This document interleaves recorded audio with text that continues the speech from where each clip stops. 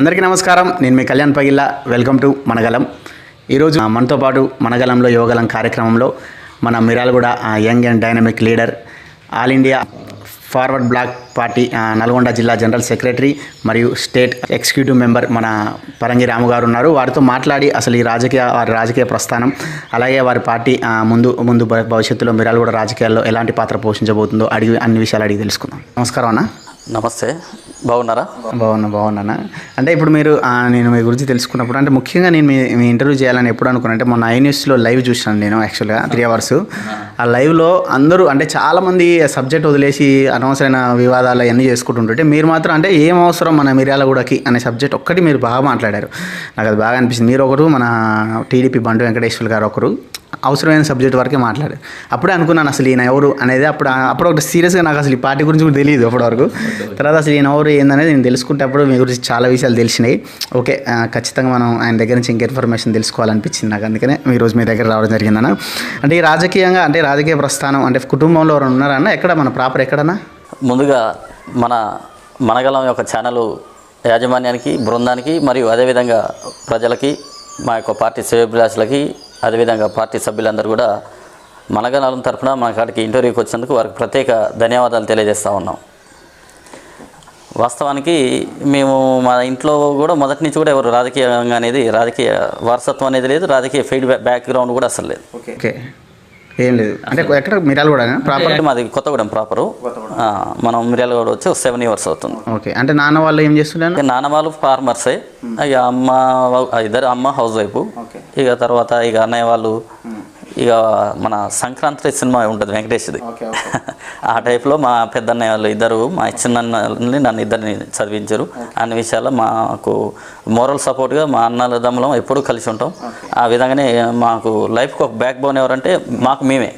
First of all ఆ రోజు నుంచి ఈ రోజు వరకు కూడా సంక్రాంతి సినిమాలో దాంట్లో ఎప్పుడు కూడా ఉన్నాయా లేవా అని చెప్పేసి వాళ్ళ తమ్మునికి జేబులో డబ్బులు పెడుతుంటారు వాళ్ళ అన్నయ్య వాళ్ళు. సో స్టిల్ నౌ ఈనాటి వరకు కూడా మాకు అది సాధారణంగా జరుగుతుంటుంది.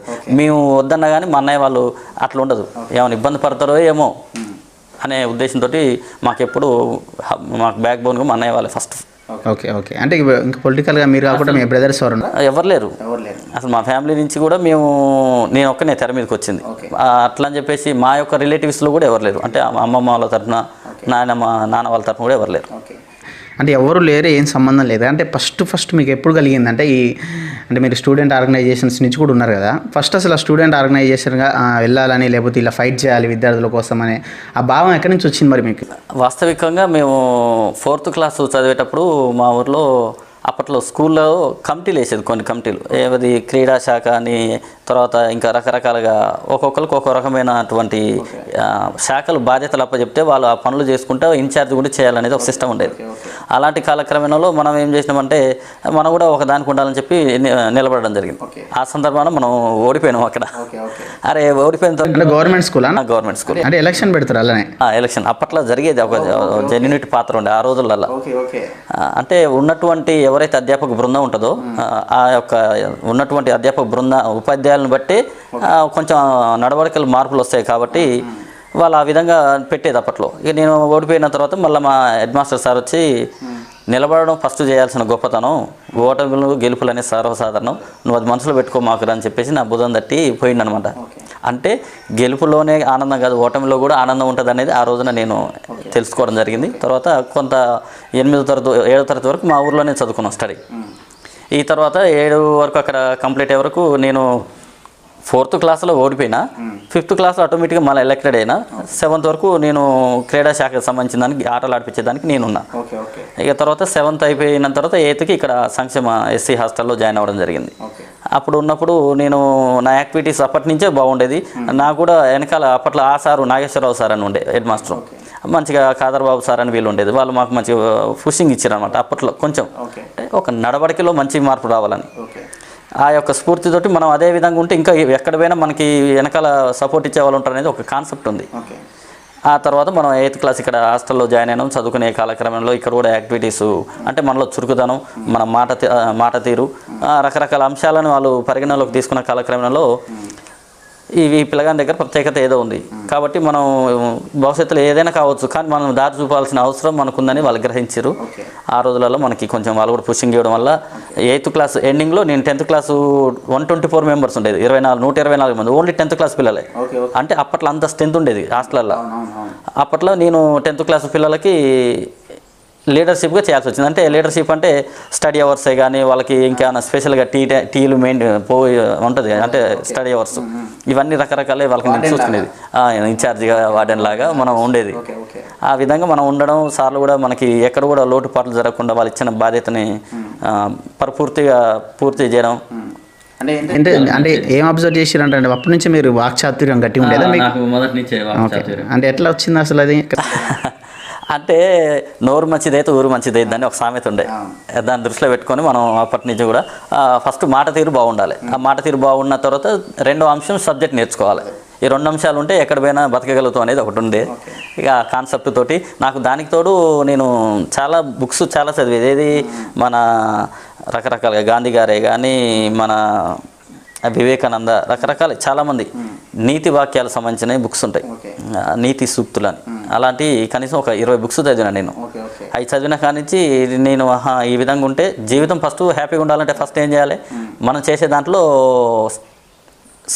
ప్రేమ కనపడాలి, స్వచ్ఛత కనపడాలి. సో అప్పుడు మనం ఏం చేసినా కానీ మనకి సాటిస్ఫాక్షన్ ఉంటుందనే ఉద్దేశంతో అవి చదవడం, తర్వాత కొన్ని నీతి కథలు చదవడం, నీతి సూక్తులు నీతి కథలు కొన్ని బుక్కులు చదవడం ద్వారా మనలో కొంత ఇంప్రెషన్ వచ్చింది. అరే ఇట్లా ఉండాలి అసలు సొసైటీకి అనేది. ఎవరేమనుకున్నా నేనేం ఫీల్ కాను. నా ఉద్దేశం ఏంటంటే నాకు నచ్చినట్టుగా నేను ఎదుటి వారికి ఇబ్బంది కలగకుండా ఏదైనా చేయడానికి వెనకడుగు అయితే యాడ్ అయ్యాను. అంటే మీరు రూరల్ బ్యాక్గ్రౌండ్ నుంచి వచ్చారు కదా మామూలుగా, అంటే అందులోనే ఎస్సీ కాబట్టి అప్పట్లో దళితులు అంటే వెనకబడి ఉంటారని భావన ఉండేది కదా. అసలు ఈ బుక్స్ చదవాలని అంటే ఆ చైతన్యం ఎక్కడి నుంచి, అంటే ఎవరి నుంచి వచ్చింది? ఎక్కడ? ఇప్పుడు మనకి స్కూళ్ళల్లో ఎప్పుడైనా సార్లు ఏం చెప్తారంటే మీరు బుక్స్ చదువుకోవాలి, చదువుకుంటేనే మీకు ఏదైనా చదువుదారనే వస్తుందని చెప్తుంటారు కదా. నాకు ఎప్పుడైతే మనకి ఓటింగ్ పెట్టినప్పుడు నేను గేమ్స్ దాంట్లో ఓడిపోయి తర్వాత మళ్ళీ ఆటోమేటిక్గా ప్రమోట్ అయ్యానో వీళ్ళందరికీ నేను అరే నువ్వు ఈ గేమ్లో ఇంట్రెస్టెడ్ ఉంది, ఆ రోజులనే ఇంట్రెస్ట్ ఉంది, నువ్వు ఈ గేమే ఆడు, నువ్వు దీంట్లో ఇంట్రెస్ట్ ఉంది, దీంట్లోనే ఖోఖో ఆడు, దీంట్లో కబడ్డీలో నువ్వు ఆడని నేను వాళ్ళకి ప్రత్యేకంగా విభజించి వాళ్ళకి ఒక విధానం ఎంకరేజ్ చేసేది. నాకు సాటిస్ఫాక్షన్ ఉండేది, సార్ వాళ్ళు సాటిస్ఫాక్షన్ అయ్యేది, అరే ఈ పిల్లగాని దగ్గర ఈ రోజుల్లో ఇంత టాలెంటెడ్ ఏందనేది. కాబట్టి చదువుతో పాటు ఇది కూడా ఉంటే సరిపోద్ది అనుకున్నాం. కాబట్టి అనుకోకుండా మనం చదువు మధ్యలో ఒక స్థాయికి వచ్చిన కాగిపోయి ఇక పొలిటికల్ మీద కాలక్రమేణా డిపెండ్ అవ్వాల్సి వచ్చింది. ఓకే, అంటే మీకు నాకు తెలిసి బై బెర్త్ నుంచి ఆ లీడర్షిప్ క్వాలిటీస్ వచ్చినాయి కదా ఎట్లా, కాబట్టి అటు వేరు గాలి అటు వేసింది అట్లా. ఎక్కడ అంటే ఎడ్యుకేషన్ ఎంతవరకు చేసినా? నేను డిగ్రీ వరకే పెండింగ్ అయిపోయింది. యాక్చువల్లీ నాకు చాలామంది పుషింగ్ ఇచ్చే ప్రయత్నం చేశారు కానీ ఇక నాకు అప్పటికి డిగ్రీ వచ్చేసరికి నేను ఒక 2-3 టైమ్స్ జైలు జీవితం కూడా గడిపి రావడం కొన్ని కారణాల వల్ల, తర్వాత మాట్లాడదాం. సో అందువల్ల నేను ఇక అది బ్రేకప్ అయింది. ఈ స్టూడెంట్ ఆర్గనైజేషన్ దేంట్లో ఫస్ట్ ఎప్పుడు దేని నుంచి స్టార్ట్? యాక్చువల్లీ నేను మా ఊర్లో అట్లా వచ్చిన తర్వాత హాస్టల్లో చదివే కాలక్రమంలో అంటే స్కూల్లో మా అప్పట్లో తెలంగాణ ఉద్యమం బాగా జరుగుతుంది. 2008, 2007 ఆ ప్రాంతంలో, 2009లో కూడా. అంటే 2007 ఆ ప్రాంతంలోనే మనం 2007 కాదు 2004లో తెలంగాణ ఉద్యమం పురుడు పోసుకుంటుంది. ఆ కాలక్రమంలో మన విజయసింహారెడ్డి గారు బయటికి వెళ్ళిన తర్వాత మనం పార్టీలోకి ఎంటర్ అయ్యాం. మనం అప్పట్లో అప్పుడు అయినప్పుడు తెలంగాణ ఉద్యమం కోసం వాళ్ళు కొన్ని విషయాలు చెప్తుంటే అప్పుడు ఏ పార్టీలో ఎంటర్ అయ్యారు? అప్పుడు మనం టీఆర్ఎస్లోకి ఎంటర్ అయినాం. టీఆర్ఎస్ పార్టీకి వచ్చినాం. టీఆర్ఎస్ పార్టీలోకి వచ్చినాం. దాంట్లో విద్యార్థి విభాగానికి పాఠశాల అధ్యక్షుడిగా పనిచేసినాం. మనం పనిచేస్తున్న కాలక్రమంలో టీఆర్ఎస్లో పనిచేస్తున్న కాలక్రమంలో ఇప్పుడు ఉన్నటువంటి వైస్ ఎంపీపీ అమరావతి సైదులు మేమంతా అప్పట్లో జర్నీ చేసిన వాళ్ళం. ఓకే, అంటే మీరు ఫస్ట్ టీఆర్ఎస్లో విద్య అప్పుడు చిన్నపిల్లలం కాబట్టి టీఆర్ఎస్లో జాయిన్ అయినాం. అప్పట్లో మనం ఇక అసలు వీళ్ళు అన్యాయం జరుగుతుంది అంటారు. అసలు నాకు అప్పట్లో సార్లు చెప్పారు కదా ఇంప్రెషన్ ఏది ఖచ్చితంగా బుక్స్ చదవాలి, బుక్స్ పట్టడం ద్వారా ఏదైనా తెలుస్తుందని. వీళ్ళు అన్యాయం జరిగిందని చెప్పే సబ్జెక్ట్ కొంత ఉంటుంది, అసలు ఫుల్ఫిల్ ఏముంటుందని చెప్పేసి అప్పట్లోనే తెలంగాణ జరిగే అన్యాయాల గురించి చాలా బుక్స్ రీడ్ చేయడం జరిగింది. ఆ కాలక్రమంలో నీటి వాటా ఎంత, ఉద్యోగాల వాటా ఎంత, మనకి ఈ ప్రాంతానికి ఎంతమందికి ఎంపీలు ఎమ్మెల్యేలు ఉండరు అనేది మొత్తం డివైడింగ్ అప్పుడు చదువుకొని అరే ఇంత ఉందా అన్యాయం అనేది బాగా నాలో పెనకపోయింది. తెలంగాణ సాధించుకోవాలి ఏదని చెప్పిన ఉద్దేశంతో మనం ముందుకు కొనసాగినాం. ఆ విధంగా మనం దాంట్లో 8th క్లాస్ నుంచి మనం జర్నీ చేసుకుంటూ వచ్చినాం. ఎప్పుడు మళ్ళీ దాని నుంచి ఎప్పుడు 2004 నుంచి 2005, 2007, 2008 వరకు మనం టీఆర్ఎస్లో, 2007 వరకు టీఆర్ఎస్లో ఉన్నాం. ఎందుకని మరి ఉద్యమం టైమే కదా, 2008 వరకు ఉన్నాం మనం. ఎందుకు మరి తర్వాత ఎందుకు వదిలేయాల్సి వచ్చింది? ఎందుకంటే వాస్తవికంగా ఎక్కడ చూసినా కానీ పార్టీలు కొన్ని సిద్ధాంతాలు కొన్ని ఆశయాల కోసం పార్టీలు స్థాపించబడతాయి. ఆ పార్టీల వల్ల ఎప్పుడు కూడా ఎక్కడ కూడా ఎవరికి నష్టం జరగదు. ఎవరైనా నేను అయితే నా వ్యక్తిగత అభిప్రాయం, ఎవరైనా పార్టీ వల్ల నాకు నష్టం జరిగిందని చెప్పారంటే వాళ్ళు మూర్ఖులు, అవగాహన లేనోళ్ళే. ఏ పార్టీ వల్ల కూడా ఎక్కడ కూడా ఎవరికి అన్యాయం జరగదు. కాకపోతే కాస్త వెనుకో ముందో న్యాయం జరిగే ప్రయత్నం జరుగుతుంది. కానీ పార్టీలో ఉండే నాయకుల వల్లనే ఇలాంటి పరిస్థితులు దాపరిస్తాయి. కొంత నాయకుడు నేను అందులో నుంచి బయటకు వచ్చిన తర్వాత సరే అది ఒక ఏమంటారు లెఫ్ట్ పార్టీ రైట్ పార్టీ అంటారు కదా, రైట్ పార్టీ కాబట్టి దాని ప్రకారం అది చేసుకునే ప్రయత్నం సక్సెస్ఫుల్ ఉండగలిగింది. తర్వాత మనం లెఫ్ట్ పార్టీలోకి జాయిన్ అయినాం కాబట్టి నేను ఇంకా కొంత పరిణతి చెందగలిగిన. వాస్తవానికి అందులో ఉంటే సరే ఒక స్థాయికి పోగలిగేటోనో లేకుంటే ఇంకేమన్నా ఉండేటోనో చెప్పలేను, కానీ డూ ఆర్ డై ఉండేది అందులో ఉండేది. అంటే మధ్యలో నాయకత్వాలు ప్రభావాల ద్వారానే మనం బయటికి రావడం జరిగింది. 100% నేను ఏ పార్టీ సిద్ధాంతమైనా చెప్తా. పార్టీ సిద్ధాంతాలు ఎప్పుడు చెడిపోమని చెప్పవు. తర్వాత ఏం చేసి టీఆర్ఎస్ అందులో నుంచి మనం దీంట్లో అప్పట్లో ఉన్న పరిస్థితులలో సిపిఐ పార్టీ విద్యాసంఘం కొత్తగా పురుడు పోసుకుంటుంది. దానికి తోడు ఇంకో విషయం ఏంటంటే కేఎస్ఆర్పు రామాచార్య అని మనోడు ఒకడు మిత్రుడు ఉండే, ఆయన ఇద్దరం ఏఎస్ఎఫ్లో దాంట్లో పనిచేస్తున్నాం, టీఆర్ఎస్లో. మీ ఇద్దరం బాగా జర్నీ గట్టిగా చేసేది. అయితే మనోడు దాంట్లో నుంచి లేక బయటకు వచ్చిండు. అది వేరే కారణంతో మనోడు వచ్చిండు. సో నాకు ఉన్నటువంటి పరిస్థితులు ఎదురుని బట్టి ఎత్తుగడలను బట్టి నేను బయటకు రావాల్సి వచ్చింది. మనోడు ఇందులో ఆల్రెడీ చేస్తుండే, మనోడు దీన్ని lead చేయలేకపోతుండు.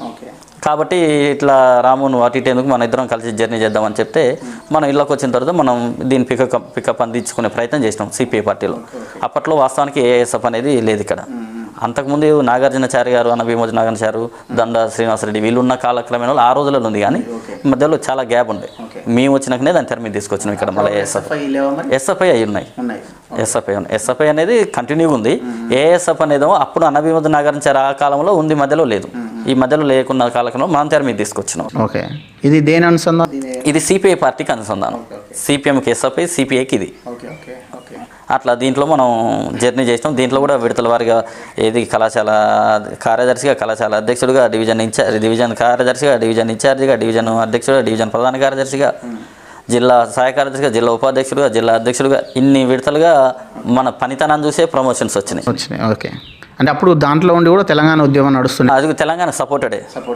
CPI party Telangana supported. ఆ యొక్క భరోసాతోటి మనం ధైర్యం చేసి అందరూ పోగలిగినాం. లేకుంటే తొండుకో మళ్ళీ టీఆర్ఎస్ని కంటిన్యూ ఉండేటోళ్ళం. ఇది కూడా సిద్ధాంతం ఏది తెలంగాణ కోసం ప్రమోటెడ్గా ఉంది కాబట్టి దీంట్లోకి వచ్చినాం. ఇందులోకి వచ్చి కూడా ఎక్కడ మనం కాంప్రమైజ్ కాలేదు.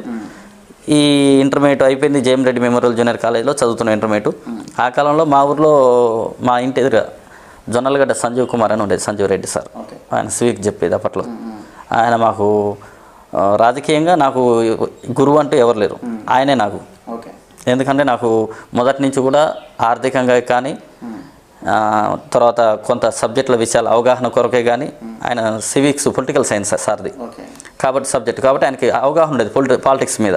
సార్ కానీ నేను ఏ డౌట్ కోసం పోయినా నాకు దాని మీద ఫుల్ఫిల్గా సమాచారం ఇచ్చేవారు. సార్ నాకు ఈ ప్రాబ్లం ఉందంటే అని చెప్పి నాకు చాలా అన్ని రకాల భరోసా ఇచ్చేది. ఈనాటి వరకు కూడా ఆయన మాట నేను ఎప్పుడు తప్పకుండా జర్నీ చేస్తున్నా. ఈనాటి కూడా అంటే ఆయన కూడా కొత్తగూడెం, ఇప్పుడు లోకల్ ఉంటారు. ఈ ఏఎస్ఎఫ్ ఉంది కదా, అంటే దీనికి అంటే స్టేట్లో కానీ ఎక్కడికైనా అధికారం లేదు కదా అప్పటికి. అంటే మీరు ఎలాంటి కార్యక్రమాలు చేస్తుండేవాళ్ళు దాంట్లో? అంటే ఇది ఏఐఎస్ఎఫ్ అనేది ఒక విద్యార్థి సంఘం. ఈ విద్యార్థి సంఘం స్టేట్ వైడ్గా ఉండేది. ఎందుకంటే ఇప్పుడు సిపిఐ పార్టీ ఎక్కడ బలంగా ఉంటే అక్కడ విద్యార్థి సంఘం ఉన్నట్టే. సో ఇక్కడ పార్టీ తక్కువ ఉండేది. అంతకుముందు ధర్మం భిక్షం గారు వీళ్ళంతా ఈ పార్టీలో ఉండేది. ఇక్కడ చాలామంది పెద్ద వాళ్ళు ఉండేది. ఆ కాలక్రమంలో ఇక్కడున్న కాలక్రమంలో మనకేందంటే ఇది ఏదైతే ఉన్నదో మన ఏమంటారు ఇక్కడ మనం తర్వాత తీసుకొచ్చిన కాలక్రమంలో మనం తెర మీదకి మళ్ళీ దీన్ని పురుడు వచ్చిన కాలక్రమంలో మనం మొదటి నుంచి కూడా ఉరుకు రక్తం మంది కాబట్టి అప్పట్లో మంచి బ్యాచ్ మెయింటైన్ చేసేది. మీకు డైరెక్ట్గా ఇండైరెక్ట్గా చెప్పాల్సిన సందర్భంగా చెప్తున్నా. ఇప్పుడు మన జునైద్ మన రహీముద్దీన్ పాషా సో ఇంకా కొంతమంది మంచి బడా యూత్ ఫాలోవర్స్ ఉన్న వాళ్ళు వీళ్ళంతా కూడా మన వెనకాల జర్నీ చేసిన వాళ్ళు. ఎక్కడైనా ఏమైనా ఇన్సిడెంట్ జరిగినా కానీ ఏదైనా అంటే ఇన్సిడెంట్ అంటే వేరే కాదు, అప్పట్లో చిన్న చిన్న గొడవలు జరుగుతుండే. ఏది పిల్లలు బస్ పాస్ల కాడని సీట్లు మా ఊరికి సీట్ ఆపుతుంది వేందరా అని చెప్పి కొన్ని డిస్కషన్స్ బస్ స్టాండ్లో బాగా జరుగుతుండే స్టూడెంట్స్ మధ్య. ఇలాంటి ఏదైనా జరిగినప్పుడు అప్పట్లో నేను మంచిగా బాగా వాక్కు చాతుర్యం ఆ రోజులలో ఉంది కాబట్టి వీళ్ళంతా నా వెనకాల టీమ్గా జర్నీ చేశారు. మనం ఎక్కడికైనా పోయినప్పుడల్లా వీళ్ళ వెనకాల ఎప్పుడు 10-15 మంది తక్కువగా ఉండేది అప్పట్లో. ఎప్పుడు ఏదైనా ఉన్నా కానీ అన్న నువ్వు చెప్పాను అని అంటే మనం మాటలతో చెప్పాలి, వాడు ఉన్నప్పుడు తర్వాత విషయం చెప్పి ఆ స్థాయిలో అప్పట్లో నడిపించినాం. కాలక్రమంలో ఇక మనం కూడా ఒకప్పుడు బటన్స్ ఇటు దాకా ఇప్పి ఏ జుంపాలని ఎత్తి ఇటు దాకా చేతులు మలుసుకొని ఉండేది. కమ్యూనిస్టు పార్టీలోకి వచ్చిన తర్వాత క్రమశిక్షణ, మాట తీరులో పద్ధతులు ఇవన్నీ నేర్చుకోవడం జరిగింది. ఇప్పుడు ఎవరన్నా ఒకరు నమ్మి ఒక నలుగురు రావాలంటే మీరు అన్నారు కదా ఒక టీం ఉండేదని, ఇప్పుడు ఒక నలుగురు రావాలంటే ఇప్పుడు నన్నే మీరు ఒకవేళ పిలిచి పలానా దగ్గర పోదాం రా అంటే నాకేందనే పరిస్థితులు ఇప్పుడు ఉన్నాయి కదా, అప్పుడు ఎట్లుంటుండే అట్లా పిల్లగానే వచ్చేదా? ఎందుకు అయితే నమ్మకం అంటే ఇక్కడ 2 కోణాలు జర్నీ ఉంది. అప్పుడు ఆ విషయం ఏంటంటే ఒకటేమో ఫైనాన్షియల్గా నాకు అప్పుడు ప్రాబ్లం లేదు. నేను ఇప్పుడు మిర్యాల కూడా వచ్చి 7 సంవత్సరాలు అనే విషయం మీకు చెప్పిన. నా రాజకీయ మీకు చెప్పినటువంటి 2004తో పోల్చుకుంటే చాలా లాంగ్ నా జర్నీ. నేను 2008 నుంచి 8th క్లాస్ నుంచి 10th వరకు హాస్టల్ ఉన్నా. తర్వాత నేను షాబ్నగర్లో రూమ్ తీసుకొని రూమ్లో 15 మంది పిల్లలతో మెయింటైన్ చేసిన. అప్పట్లో అనుకుంటారు కానీ వాస్తవానికి నేను కూడా అనుకునేది అప్పట్లో మనకి మొదటి నుంచి కూడా మనకి మనీ మైండెడ్ వర్షన్ మంది కాదు. ఎంతసేపు ఒక సేవ, మనం ఆత్మసంతృప్తి ఉండాలి ఏదైనా పని చేసిన ఉద్దేశంతో మన జర్నీ ఉంటుంది. కాబట్టి నాకు ఎన్నో రూపాయల చాలా అనుకోకుండా నేను ఊహించిన రీతిలో నా చేతికి అమౌంట్ వస్తుండేది, చాలా అమౌంట్ వస్తుండేది నాకు. కానీ నేను ఎప్పుడు స్వార్థానికి నేను పోలేదు. మనం బాగుండాలంటే ఫస్ట్ మన క్యాటర్ బాగుండాలి అని చెప్పి నా ఏమంటున్న పిల్లలకి ఒక మందు విషయం మినహాయిస్తే అన్ని విషయాలకు సహకరించేది నేను. తినే విషయంలో కానీ, చదువుకునే ఫీజులు కట్టే విషయంలో కానీ, బుక్స్ విషయంలో కానీ, బట్టల విషయంలో కానీ రకరకాలుగా నా ఏమంటే జర్నీ చేసిన వాళ్ళకి ఎక్కడ కూడా నేను కాంప్రమైజ్ కానీ లేదు. ఆ యొక్క గౌరవంతో ఈనాటి వరకు కూడా నాకు ఎక్కడ కనబడ్డా రెస్పెక్ట్ ఇస్తారు. ఆపి మరి నాతో మాట్లాడినాకనే పోతారు. ఆత్మీయత చాలు, అంతకంటే సంతృప్తి నాకు అవసరం లేదు. అంటే ఈ విద్యార్థి సంఘాల తర్వాత అంటే పొలిటికల్ రాజకీయ పార్టీలోకి దీంట్లోనే ఏఐఎఫ్లోకే మళ్ళీ వేరే దాంట్లోకి వెళ్ళండి. ఇక అంటే సిపిఐ పార్టీలో మనం లాంగ్ జర్నీ చేసినాం యాక్చువల్లీ. పార్టీలో కూడా అంటే ఇక విద్యార్థి సంఘంగా బాధ్యతలు ఉన్నాయి కానీ పార్టీలు ఇంక్లూడింగ్ ఉంటుంది. మనకు కూడా దీంట్లో కూడా మండల సెక్రటరీ అంటే లోకల్గా మండల సెక్రటరీ వ్యవస్థ ఉంది ఇక్కడ సిపిఐలో. మండల సెక్రటరీగా చేయమని కూడా మనల్ని అడిగితే మనకు ఉన్న పరిస్థితులు అప్పటికే కొంచెం ఇబ్బందికరంగా నేను భావించిన. ఎందుకంటే ఇప్పుడు మీరు జనరల్గా చూస్తుంటే ఇంటర్వ్యూలకు వెళ్ళినప్పుడు ఎక్కడన్నా ఏదైనా వ్యక్తిగతంగా ఒక న్యాయం జరగలేని పక్షం ఆటోమేటిక్గా వ్యతిరేకత వస్తుంది. ఇప్పుడు నాకు ఒక సమస్య వచ్చిందని నీ దగ్గరకు వచ్చినప్పుడు నువ్వు చేయలేనప్పుడు నీతో నాకు పని లేదని నేను అనుకుంటాను. నాకు ఆపత్కాలను ఆదుకుంటే లెక్క. సో అలాంటి కాలక్రమంలో మనం తర్వాత బయటకు వచ్చినాం. అంతకుముందు దాకా సిపిఐలోనే జర్నీ చేసినాం. అందులో పార్టీ సిద్ధాంతం తప్పులేదు, ఇందులో సిద్ధాంతం తప్పులేదు. నాయకులే నాయకులే నాయకులే నాయకులే. ఓకే, దాని డైరెక్ట్ ఈ పార్టీలోకే మళ్ళీ మధ్య ఇక వేరే ఏం లేదు. ఈ నా సిద్ధాంతం కూడా ఏంటంటే చాలామంది ఆఫర్లు ఇచ్చారు. నేను పార్టీలో కూడా జిల్లా అధ్యక్ష పదవికి, విద్యార్థి సంఘం జిల్లా అధ్యక్ష పదవికి రాజీనామా చేసి మరి వచ్చిన బయటికి. మనం ఊరికి సస్పెండ్ చేస్తున్న తర్వాత కాదు. కొంతమంది ఏదో రూమర్స్ మాట్లాడే ప్రయత్నం చేస్తారు కానీ అది వాస్తవం కాదు. మనం జర్నీ చేసే కాలక్రమంలో రాజీనామా చేసి మనం డైరెక్ట్ యూతలకు వచ్చినాం.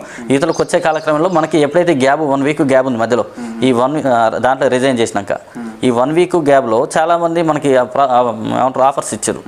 అన్ని పార్టీలు, ఒక కాంగ్రెస్ మినహా అన్ని పార్టీలు ఇచ్చినాయి. ఎన్నో సంవత్సరాలు ఎప్పుడు ఏ ఇయర్లో? నేను 2019లోనే రాజీనామా చేసిన.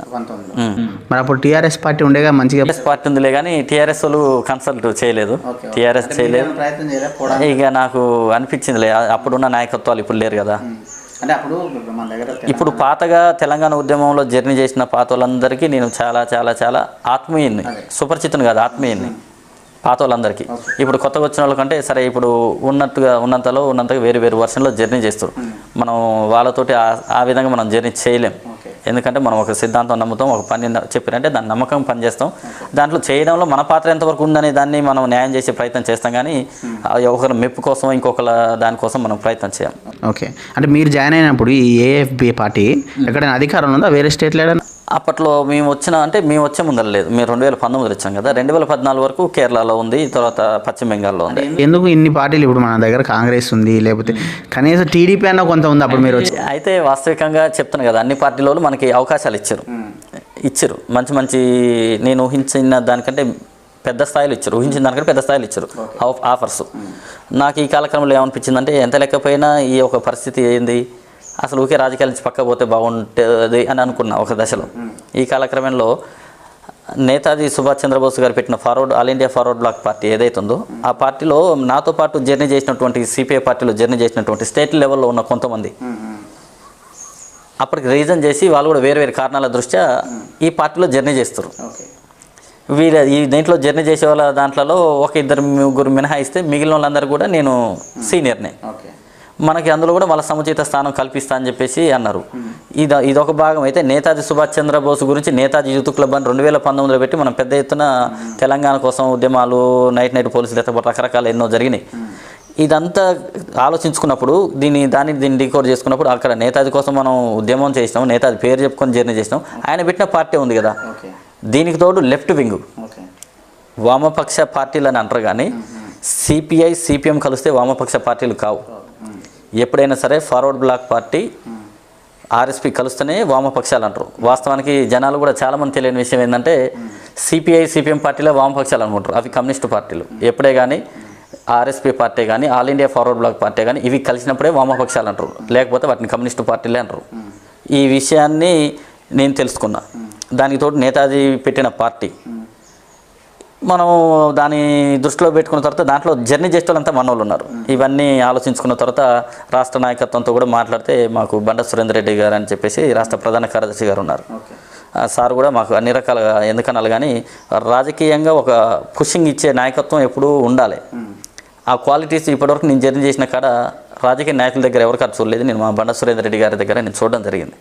ఆయన ఎప్పుడు కూడా మీరు ఎప్పుడు అవస్థలు పడద్దు, మీరు సాధ్యమైనంత వరకు మీరు జర్నీ చేయండి, మీకు వీలు ఉన్నంత వరకే మీరు కార్యక్రమాలు చేయండి, మీకు ఇంకా ఏ విధంగా సహాయ సహకారాలు కావాలంటే చెప్పండి అని చెప్పి ఎప్పటికప్పుడు మమ్మల్ని నోటివేట్ చేస్తుంటారు ఆయన. ఈ విధంగా మాకు రాష్ట్ర రథసారథే మాకు ఆ రకంగా గైడ్లైన్స్ ఇస్తున్నప్పుడు ఇక మాకు ఇబ్బంది ఏమనిపిస్తుంది? ఇప్పుడు మన మీద ఒక జిల్లా స్థాయి నాయకత్వం, మనం కింద పనిచేసేటప్పుడు జిల్లా స్థాయి నాయకత్వం కానాయనే పెత్తనం చేసే పరిస్థితులు, ఒక రాష్ట్రానికి రథసారథే మనకి మంచి చెడుకి అన్ని రకాల మనకి పుషింగ్ ఇస్తున్నప్పుడు మనకు వేరేగా అవసరం లేదనిపించింది. ఆయనతో ఒకసారి మాట్లాడినప్పుడే ఆయన గుణగణాలు తెలిసినాయి. చాలు మాకు ఇలాంటి వ్యక్తి మాకు వెనకాల ఉంటే చాలు అనుకున్నాం. ఆనాటి నుంచి ఈనాటి వరకు కూడా మాకు ఎప్పుడు కూడా ఆయన అన్ని రకాలుగా భరోసాగా ఉంటారు. ఆయన ధీమా చూసుకొని మేము పార్టీలో పనిచేస్తున్నాం. ఓకే, అంటే మీకు వ్యాపారాలు ఏమైనా ఉన్నాయా మరి? ఎట్లా మరి పరిస్థితి ఆర్థికంగా ఎట్లా మరి? వాస్తవికంగా నేను మొదటి నుంచి కూడా మనీ మైండెడ్ వ్యక్తిని కాదు. అదే చెప్తున్నా, మొదటి నుంచి కూడా నేను మనీ మైండెడ్ వ్యక్తిని కాదు. నాకు ఎన్నో రకాల వస్తుంటాయి పోతుంటాయి, నేను తీసుకోను. ఎందుకంటే నాకు సాటిస్ఫాక్షన్ ఉండదు. అంటే మీరు ఎట్లా అంటే మీరు ఇందాక చెప్పినట్టు కమ్యూనిస్ట్ పార్టీల భావాల నుంచి వచ్చి మీరు ఆ పార్టీ ఎఫెక్ట్ ఉంది. అంటే కమ్యూనిస్ట్ పార్టీలో ఎట్లుంటారు అంటే ఎన్ని కోట్లు ఉండదు కానీ నా దగ్గర ఏం లేదనే ఒక బయటికి మాత్రం ఏం పని అట్లా ఏమైనా చేస్తారా, లేకపోతే తీసుకోని అనుకుంటా. అంటే రాజకీయం అనేది ఏం లేకుండా ఆర్థికంగా వ్యాపారాలు లేకుండా ఎట్లా సాగుతుంది? నేను చెప్తున్నా కదా, నాకు చాలామంది పెద్ద పెద్దలతో పరిచయాలు, అంటే పారిశ్రామికవేత్తలతో పరిచయాలు ఉన్నాయి, బడా రాజకీయ నాయకులతో పరిచయాలు ఉన్నాయి, మంచి మంచి అధికారులతో, ఉన్నతమైన స్థాయి అధికారులతో పరిచయాలు ఉన్నాయి.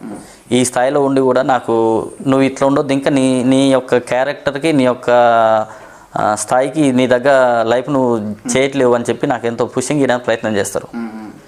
నాకు సిద్ధాంతం ఏంటంటే నా ఆత్మ సంతృప్తి చెందితేనే నేను సాటిస్ఫై అవుతా.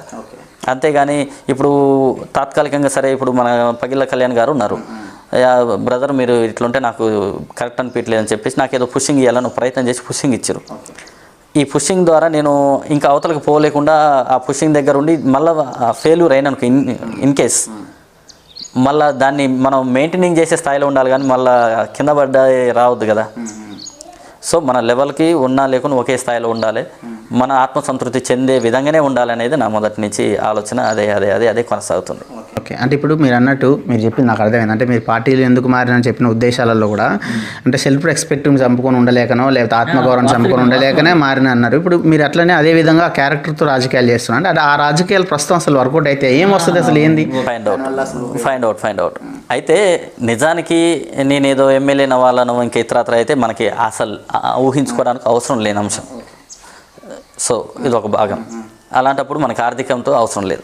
అంటే మనం ఏదైనా ప్రజాప్రతినిధి కావాలన్నప్పుడే ఆర్థికంగా అవసరం అవుతుంది. అంటే అసలు మీ లక్ష్యం ఏంది అసలు రాజకీయంగా? నలుగురికి సేవ చేయాలి. నలుగురికి మనం ఇప్పుడు నేను ఇప్పటివరకు కనీసం ఒక 700-800 పంచాయతీలు చేసి ఉంటాను. నా వయసు తక్కువ కానీ అనుభవాలు ఎక్కువ. నేను ఎప్పటి నుంచో జర్నీ చేస్తున్నా, ఎప్పటి నుంచి అన్నీ నా లైఫ్లో ఏ ఒక్కటి కదిలిచ్చినా దానికి ఒక ఎగ్జాంపుల్ నా లైఫ్లో జరిగిందే చెప్తాను నేను. అట్లుంటుంది నా స్కిల్.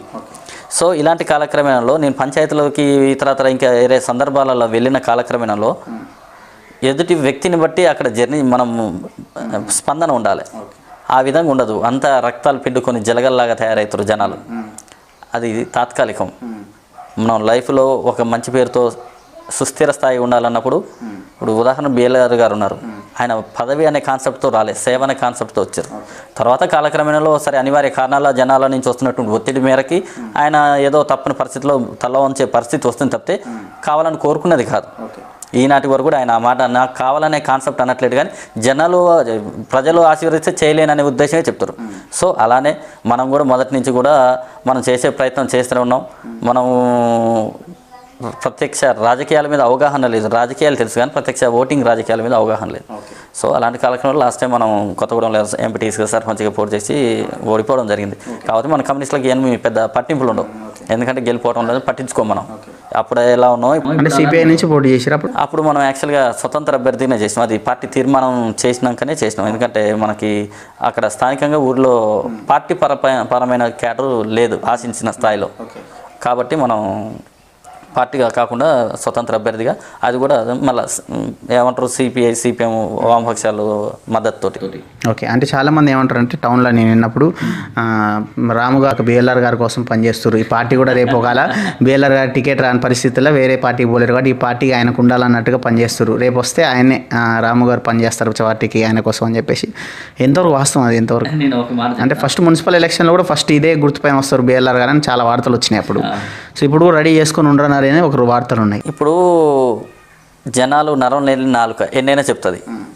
వాస్తవికంగా ఆయన మనసులో ఏముందనేది ఆయనకు తెలుస్తుంది, మన మనసులో ఏముందని మనకు తెలుస్తుంది. ఇప్పుడు బయట అనుకోవడానికి ఊహ ప్రపంచం ఏదైనా ఊహించుకోవచ్చు. అక్కడ దాకా ఎందుకు నేనే ఎమ్మెల్యే పోటీ చేస్తున్నాను కూడా చెప్పొచ్చు, అది నాలుక ఏదైనా చెప్తుంది. ఆ క్షణాన ఇంకేదైనా జరగవచ్చు, అది కాదుగా కాన్సెప్ట్. కాబట్టి జనాలు చెప్తుంటారు బిఎల్ఆర్ గారు మన తరఫున పోటీ చేస్తారనేది మేము ఊహించలేదు. ఒకవేళ చేస్తుంటే అంతకంటే ఆహ్వానించడానికి మాకేం కావాలి? ఇప్పుడు ఆ స్థాయి వ్యక్తి మా ఏమంటారు గుర్తు తరఫున పోటీ చేస్తున్నప్పుడు సింబల్ తరఫున మాకు అంతకంటే ఆశించినది ఇంకే అవసరం లేదు. కళ్ళకద్దుకొని మేము జర్నీ చేస్తాం ఆయన మట్టి. ఓకే, అంటే మీరు మొన్న లాస్ట్ టైం మున్సిపల్ ఎలక్షన్స్లో కూడా మన నకిరికెల్లో కానీ కొన్ని చాలా చోట్ల పార్టిసిపేట్ చేసింది పార్టీ. సో రేపు అంటే రేపు రాబోయే స్థానిక ఎన్నికల్లో కూడా పార్టీ మిర్యాలగూడ నుంచి ఏమైనా పోటీ చేసే అవకాశం ఉందా ఎవరైనా? అంటే వాస్తవికంగా మేము పార్టీలోకి వచ్చిన కొత్తలోనే మిర్యాలగూడ మున్సిపాలిటీ ఎన్నికలు జరిగినాయి. అప్పుడు కూడా మన దగ్గర నుంచి పార్టీ తరఫున పోటీ చేస్తామని మనల్ని చాలామంది కన్సల్ట్ అయ్యారు. అప్పుడు మనం కూడా కొంతమందికి బీఫామ్లు ఏర్పాటు చేయడానికి అన్ని ఏర్పాట్లు చేసినాం. నామినేషన్ కూడా మన పార్టీ పేరు మీదనే నామినేషన్లు వేసారు, మళ్ళీ స్వతంత్ర అభ్యర్థిగా వేసారు, ఫార్వర్డ్ బ్లాక్ పార్టీ తరఫున వేసారు. లాస్ట్ మినిట్లో ఇక రాజకీయాలు ఎట్లుంటే తెలుసు కదా మీకు, ఇక వాళ్ళ అటు కమిట్మెంట్ అయ్యి మళ్ళీ అధికార పార్టీలలో ఇంక్లూడింగ్ అయిపోయారు. సో ఈ కాలక్రమంలో మనకి నకరికల్ నుంచి కూడా సేమ్ అదే సిచ్యువేషన్ జరుగుద్దని మనం కొంచెం కాలయాపన చేసినాం, అడగంగానే బీఫామ్లు ఇవ్వకుండా. వేముల వీరేశం గారు మళ్ళీ రాష్ట్ర పార్టీని సంప్రదించి ఎట్లా ఇది మాకు అవసరం అని చెప్పి రాష్ట్ర పార్టీని కన్సల్ట్ అవుతే ఇక రాష్ట్ర నాయకత్వం మరి ఏంది పరిస్థితి అని మనల్ని కన్సల్టేషన్ చేస్తే లేదు సార్ మీరు, ఎందుకంటే రాష్ట్ర నాయకత్వం కన్సర్న్లో మేము జర్నీ చేయాలి.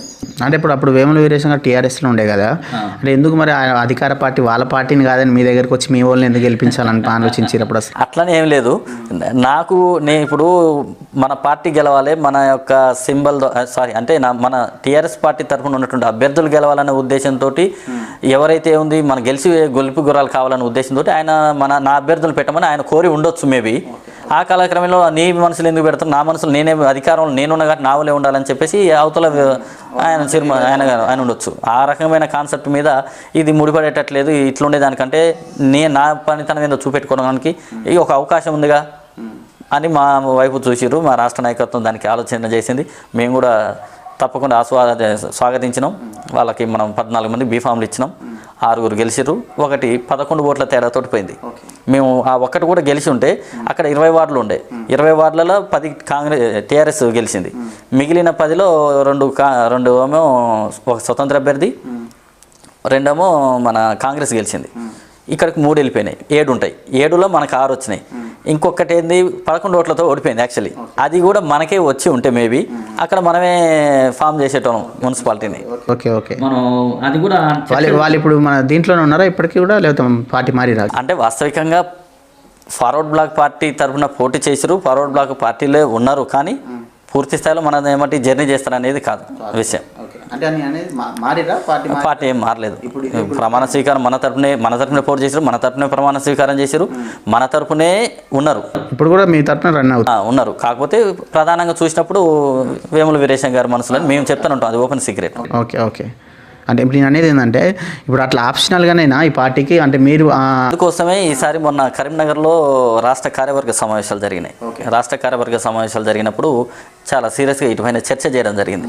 అంటే మన కాడికి ఎవరైతే అవకాశం ఉండి టికెట్ ఆశిస్తే రాకపోతే వాళ్ళ శక్తిని నిరూపించుకునే కాలక్రమంలో మనం పార్టీగా మనకు వాళ్ళకు ఒక లైఫ్ ఇచ్చే ప్రయత్నం చేస్తున్నాం, లిఫ్ట్ ఇస్తున్నాం, చేజారే ప్రయత్నం చేస్తారు. కాబట్టి ఆ విధంగా ఉండకుండా ఉండాలి. దానికి ఈ రకమైన విమర్శలు కూడా మనకు బయట నుంచి వస్తున్న ఉద్దేశంతో చాలా సీరియస్గా జరిగినాయి 2 రోజుల పాటు కరీంనగర్లో. దాంట్లో చర్చలలో భాగంగా కూడా రాష్ట్ర నాయకత్వం, జాతీయ నాయకత్వం కూడా ఏం చెప్పిందంటే ఈసారి ఎవరు వస్తాను కానీ కమిట్మెంట్ తోటి ఉంటా అంటేనే టికెట్లు ఇవ్వాలి, లేకుంటే ఇవ్వద్దు అనే ఒక సిద్ధాంతంతో ఒక ఆలోచన చేసిరు. మళ్ళీ భవిష్యత్తులో రేపు 2వ తారీఖు మళ్ళీ హైదరాబాద్లో మళ్ళీ జాతీయ ప్రధాన కార్యదర్శి గారు వస్తారు. ఓకే, ఇప్పుడు జాతీయ పార్టీనేనా? జాతీయ పార్టీనా? యాక్చువల్లీ జాతీయ పార్టీది. రీసెంట్గా మన ఎన్నికలలో మనం ఆశించిన మేర ఓటింగ్ పర్సెంట్ రాకపోవడం వల్ల ఓన్లీ పశ్చిమ బెంగాల్లో రాష్ట్ర పార్టీకి గుర్తింపు ఉంది. ఈ పశ్చిమ బెంగాల్లో రాష్ట్ర పార్టీకి ఉన్న గుర్తింపు తోటి మనం సపోర్టెడ్గా ఇక్కడ పోటీ చేయాలి. ఇప్పుడు మనకు బీఆర్ఎస్ ఉంది. మహారాష్ట్రలో పోటీ చేయాలంటే తెలంగాణ గుర్తింపు ద్వారా పోటీ చేయాలి. ఆంధ్రాలో పోటీ చేయాలంటే ఈ గుర్తింపు ద్వారా పోటీ చేయాలి. సింబల్ వస్తుంది, సింబల్ మందే ఉంటుంది, సింహం గుర్తే ఉంటుంది. మొత్తం తెలంగాణ మొత్తం క్యాండిడేట్లు ఉండే అవకాశం ఉందా పార్టీ? ఈసారి తెలంగాణ మొత్తం క్యాండిడేట్లు పెట్టాలనే ఆలోచనతోటే మొత్తం చర్చలు సీరియస్గా జరిగినాయి. దాంట్లో ఇట్లా వచ్చే దానికంటే మన తరఫున ఏ స్థాయిలో పనిచేసే వాళ్ళు ఉన్నారు, దానికి గెలిచే స్థాయి ఉందా లేదా అనేవన్నీ మంచి చెడు అని ఆలోచన చేశారు. ఇప్పటికీ ఆల్రెడీ నిన్న ముత్యాల గారని ఒక మాజీ ఎమ్మెల్యే సంబంధించిన చొప్పదండిలో మన దాంట్లో చేరడం జరిగింది. వాళ్ళకు కూడా బీఫామ్ ఏర్పాటు చేయాలంటే పార్టీకి ఖచ్చితంగా మేము పనిచేస్తామని చెప్పి వచ్చారు. కరీంనగర్లో జాయిన్ అయ్యారు నిన్ననే. వాళ్ళకు కూడా పార్టీ ఆలోచన చేస్తుంది. అక్కడ మనకి జోజిరెడ్డి గారు అని చెప్పి అక్కడ మన దాంట్లో ఉన్నారు. వాళ్ళు కూడా ఆయన కూడా అక్కడ మన కరీంనగర్లో పోటీ చేసేయడానికి ఆల్రెడీ ప్రణాళికలు సిద్ధం చేసుకున్నారు. ఆల్రెడీ పార్టీ చాలా సీరియస్గా ఉంది. ప్రచార రథాలు ఏర్పాటు చేసింది, డీజిల్ వ్యాన్ వెహికల్స్ని ఏర్పాటు చేస్తుంది, కొంత మొబిలైజేషన్ పటిష్టంగానే చేస్తుంది. కాబట్టి ఈసారి ఏదున్నా కానీ సీట్ల పంపకాల విషయం జరిగినప్పుడు చాలా తగు జాగ్రత్తగా ఆచితూచి అడుగులేయాలని నిర్ణయంతో ముందుకు కొనసాగుతుంది. ఓకే, ఇప్పుడు చాలామందికి అంటే నేను కూడా మీ గురించి తెలుసుకున్నాకనే అసలు ఈ పార్టీ ఏందనే విషయం తెలుసుకున్నాం. అంటే ఉండొచ్చు జాతీయంగా ఉంది పార్టీ అని తెలియకపోవచ్చు, చాలామంది నాకు కూడా తెలియదు. అట్లే తెలియని వాళ్ళకి మనగోళం ద్వారా అసలు ఈ పార్టీ ఉద్దేశం ఏంది, అసలు ఈ పార్టీ ఇదేంది, దాని సిద్ధాంతాలు ఏంది అనేది మీ ఒపీనియన్ చెప్పండి అసలు ఈ పార్టీ గురించి. నేతాజీ సుభాష్ చంద్రబోస్ గారు ఆల్ ఇండియా ఫార్వర్డ్ బ్లాక్ పార్టీని ఏర్పాటు చేశారు. దీనిని యాక్చువల్గా నేతాజీ సుభాష్ చంద్రబోస్ గారు కాంగ్రెస్ పార్టీ, అఖిల భారత కాంగ్రెస్ పార్టీ అధ్యక్షులు చేశారు.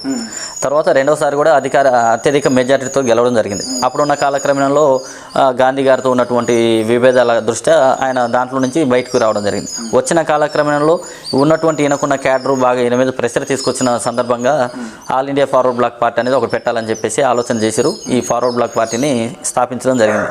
ఈ కాలక్రమంలో ఈ ఫార్వర్డ్ బ్లాక్ పార్టీ ఏంటంటే స్వేచ్ఛ, సమానత్వం, సోషలిజం ఈ 3 యొక్క ఉద్దేశాలతో జర్నీ చేస్తుంది. కాబట్టి ఇప్పటి వరకు కూడా మనం చెప్పుకోదగిన వ్యక్తులలో కూడా ప్రధానంగా చెప్పుకునేటప్పుడు ఇప్పుడు ఏదో స్వతంత్ర పోరాటంలో గాంధీ పేరు, నేతాజీ పేరు ఇట్లా చెప్పుకునే దాంట్లో నేతాజీ పేరు ఖచ్చితంగా ఇంక్లూడింగ్ ఉంటుంది. ఎప్పుడే కానీ ఎక్కడే కానీ ఎక్కడ ఏ అధికారుల ఆఫీసులలో కూడా నేతాజీ ఫోటో అవపడుతుంది. అంటే ఆయన ప్రాముఖ్యత ఆ స్థాయిది. ఏమంటారు, మరణం లేని వ్యక్తి ఎవరంటే చెప్పుకోదగ్గ వ్యక్తి నేతాజీ సుభాష్ చంద్రబోస్ గారే. కాబట్టి ఆయన ఏదైతే మనకి ఇచ్చినటువంటి స్ఫూర్తి ఉందో, ఏదైతే పోరాట పటిమ ఉందో దానిని కొనసాగింపు చేస్తూ ఆయన యొక్క ఆశయాలని జనాలలోకి తీసుకెళ్ళి ఆయన స్వాతంత్ర్యం కోసం ఏ రకమైన మిలిటెంట్ ఉద్యమాలు చేసిండో ఆ స్థాయిలో మనల్ని మనం ప్రశ్నించుకుంటూ ఎదుటి ఉన్నటువంటి నాయకత్వాలను ప్రశ్నింప చేస్తూ మనల్ని బాగు చేసుకోవడానికి ఏ విధంగా మనం కృషి చేయాలనే ఉద్దేశంతో ఈ యొక్క ఫార్వర్డ్ బ్లాక్ పార్టీ జర్నీ చేస్తుంది. అంటే రాము గారిని రేపు ప్రత్యక్ష ఎన్నికల్లో చూసే అవకాశం ఉందా, ఓన్లీ పార్టీ పదవుల్లోనే సాగుతుంది? వాస్తవానికి మీరు ఒక మాట అన్నారు ఇందాక, ఆర్థికంగా లేని ఎట్లా జర్నీ చేయగలుగుతారని. నిజం, ఆర్థికంగా లేని ఇప్పుడున్న రాజకీయాలలో జర్నీ చేయలేం. కాబట్టి మనకి పార్టీ ఏదైనా ఆదేశించినప్పుడు తప్పని పరిస్థితుల్లో చేయాలంటే చేయాల్సిందే. దానికి పరిస్థితులు ఏందనేది అప్పటి వరకు ఉన్నటువంటి సందర్భాన్ని బట్టి మనం చెప్పలేం ఏం జరుగుద్ది అనేది. నేను చెప్పిన మీకు ఇంతకుముందే టీఆర్ఎస్లో నేను పనిచేసిన నాడు నాకు తెలియకుండా ఎన్నో రూపాయలుగా నాకు డబ్బులు వచ్చేదని. మరి ఆ రోజులలో ఆ స్థాయిలో ఉన్నది. ఇప్పుడు ఆ స్థాయిని మించి సంబంధాలు ఉన్నాయి, కానీ ఆ స్థాయిలో నేను తీసుకోవట్లేను. కాబట్టి ఒకవేళ పరిస్థితులు బాగలేక ఖచ్చితంగా పార్టీ నువ్వే చేయాలని చెప్పి ఆదేశిస్తే రాష్ట్ర నాయకత్వ సూచన మనం పాటించాలి. అది మనం రాష్ట్ర నాయకత్వాన్ని ధిక్కరించి ఏ పని చేసినా ఇక మనం భవిష్యత్తు ఉండదు కదా. అంటే మీకేం ఆలోచన, అంటే మీకు లేదా అంటే అనేది ఒక లక్ష్యం ఉంటుంది కదా ఎవరికైనా, ఒక రాజకీయ పార్టీకి అయినా ఒక లక్ష్యం ఒకటే, నలుగురికి నేను సేవ చేయాలి. అది రాజకీయంగానే ఎందుకు బయట ఉండి చేయొచ్చు అంటే ఇక్కడ మీరు అన్నదానికి నేను ఒక విషయం చెప్తా. ఇప్పుడు బయట ఉండి చేయాలంటే బయట నుండి మనం స్వచ్ఛంద సేవా కార్యక్రమాలు చేయొచ్చు. ఏది ఒక సేవ ట్రస్ట్ లాంటిది పెట్టి, ఈ ట్రస్ట్ లాంటిది పెట్టినప్పుడు ఏమైందంటే మన మీద పూర్తి స్థాయిలో బాధ్యత ఉంటుంది. ట్రస్ట్ అనేది పూర్తి స్థాయిలో బాధ్యత ఉంటుంది. మనం ఒక 10 మంది లేని వాళ్ళని చేరదీసినప్పుడు ఆ 10 మందికి మంచైనా చెడైనా కిందైనా మీదైనా డొలిపేయాల్సిన బాధ్యత మందే. ఆ స్థాయిలో నా దగ్గర బలం లేదు.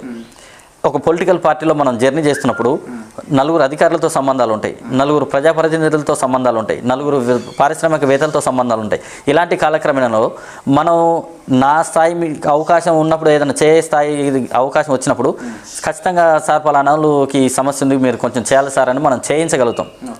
అట్లా మనకి శక్తిని మించి చేయలేకపోయినా శక్తి మేరకు చేయాలంటే ఒక తోక అవసరం. కాబట్టి ఖచ్చితంగా పార్టీలో ఉండాల్సిన ఆవశ్యకత ఉందనేది నేను ఖచ్చితంగా గుర్తించిన. అది 100% పార్టీ బాధ్యతలు ఉండాల్సి. అధికార పార్టీలో ఉంటే ఇంకా చాలా బాగా చేయొచ్చు కదా. వాస్తవానికి అధికార పార్టీలో ఉంటే బాగానే ఉంటుందిలే, కానీ ఇప్పుడంతా కొత్త వాళ్ళు ఉన్నారు కదా, పాత నాయకత్వాలే ఉండుంటే మేబీ ఆలోచన ఆ రోజున ఉండేదేమో. ఇప్పుడు మనకి అంత ఆలోచన చేయాలన్నా కానీ కొంచెం కష్టతరంగా అనిపిస్తుంది. మీరు మీ సోషల్ వర్క్స్ కోసమే రాజకీయాల్లోకి వచ్చి అన్నారు కదా, ఇప్పుడు కరోనా టైంలో కూడా చాలా కార్యక్రమాలు చేశారని విన్నాను. అసలు ఎట్లాంటి కార్యక్రమాలు చేశారు కరోనా టైంలో?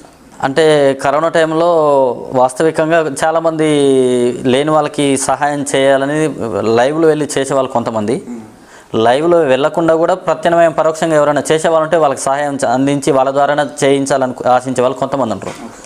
మీకు గతంలో చెప్పిన కదా, మనకి చాలామంది పారిశ్రామికవేత్తలు వగేరా వగేరా అంతా సంబంధాలు ఉన్నాయి, మంచి మంచి సత్సంబంధాలని. వాళ్ళంతా మనకి ఏదన్నా చేస్తే బాగుంటుంది రాము గారు, మరి మీరు ఏమైనా చేయగలుగుతారా, మేము సహకారం అందిస్తామని చెప్పడం జరిగింది. మనం దాని దృష్టిలో పెట్టుకొని తప్పకుండా సార్ తప్పకుండా మేడం మీరు ఏదైనా హెల్ప్ ఉంటే మీరు చేయండి, మేము ఖచ్చితంగా మీ పేరు చెప్పి మేము వాళ్ళకి సాయం అందిస్తాం అని చెప్పడం జరిగింది. చాలామందికి మనకి యాదాద్రి థర్మల్ ప్లాంట్ ఒకేసారి చాలామంది వర్కర్లు వెళ్ళిపోవడం జరిగింది ఒక సందర్భం. అప్పుడు వెళ్ళేటప్పుడు కూడా వాళ్ళందరికీ వాటర్ బాటిల్స్ బిస్కెట్లు ఇవన్నీ కూడా వాళ్ళకి అందించి పంపించడం జరిగింది. ఈ కాలక్రమేణలో ఒకసారి మనకి త్రిపురారంలో బీహార్ వాళ్ళు పనిచేస్తుండే. ఈ బీహార్ వాళ్ళు పనిచేసే కాలక్రమంలో అక్కడ లాక్డౌన్ పడ్డది కదా, వెళ్ళిపోదాం అని చెప్పేసి ఒక 50 మంది నుంచి 80 మంది దాకా 50-60 మంది ఉంటారు, 50-60 మంది ఉంటారు.